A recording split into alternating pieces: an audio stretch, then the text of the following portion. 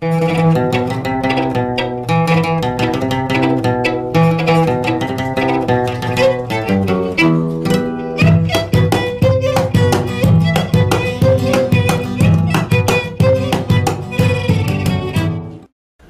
کم گیر از لب دل داده عادت میکند.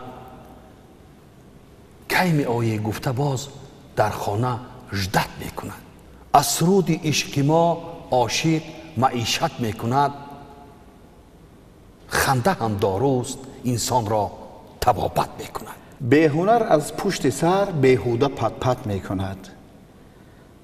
کاری ما را دیده و نادیده غیبت میکند. بین هنرمند با سخن دل را جراحت میکند. خنده هم داروست انسان را طبابت میکند. سلام و درود تماشابینان گرامی، هواداران حجم و ظرافت.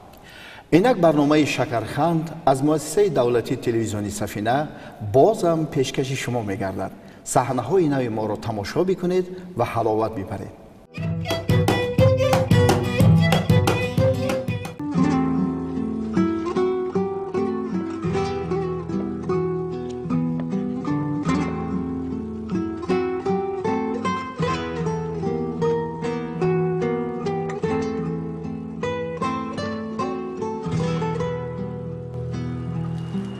چایخانه فراغتی همیشه یک چای کنشیم. السلام علیکم. علیکم السلام. من کسایی که همین ویدیو رو خوشداری کردم. زدم یک کسی رو خوشداری را مایلش. مایلش مایلش. بابی بیا. بیا. سلام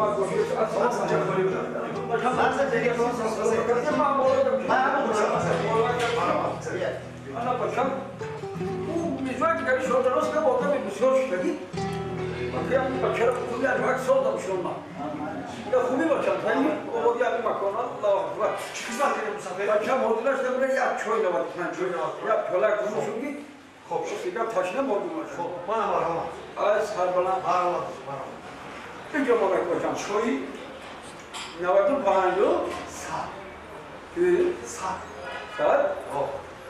ساگه نوید برای خودت مسافر کن چای صد از هر بلند باشم یا پلک اگر بودو شدی یکم چی دیگه در کار است بابی خب یعنی چای مکنو شدی چای صد بعد تشنگی بیشکست تو ما خیلی فرادت میکنم سربرم باشم زنده باشی بچه که خوب نامده انا رسیده بچه ما ایره دروز خیلی که فایده بود آمدم کده چای سیونو میخونی نه مصفه؟ اینه بچه الله همه میجادی مده همه چای نوید من توری هم بچه ها همه چای 95 هم با مزه چای 95 ولی بیر بچه هم همین من چای نوشیدم نخوش دسترم داد همین بچه بگیره ما رو فریب کرد برای چی؟ گوکی چای ساده همین ساده مزاوه با فکرم شوخی کرد شوخی؟ یکی من میدانی چی؟ ما ولی کم اهمیت بدیم همین جوانای حاضر نسبت کلانسالا دروغ بگم مسابقه داره فریب میکنم نه و شوخی کرده و فریب نکرد اگر باید شوخی میکرد میخندید یکی من نگاه کردم چهرهش بسیار جدی بود بیا یا خیراتش کنه بپرسیمش نه که چای خانه چی؟ او لبا یه لحظه که شما رو ممکنه؟ برکه بیا بچم دیگه بیا کو اکا خدمت اکا مسافر جان خدمت چه بشم جم شید اینا وقت چای 95 گفتم خیلی نمیدونی که یک بچه هم یک نقد میفهمیدگی زندگی را میفهمیدگی من مسافر که فرم بگیری ها؟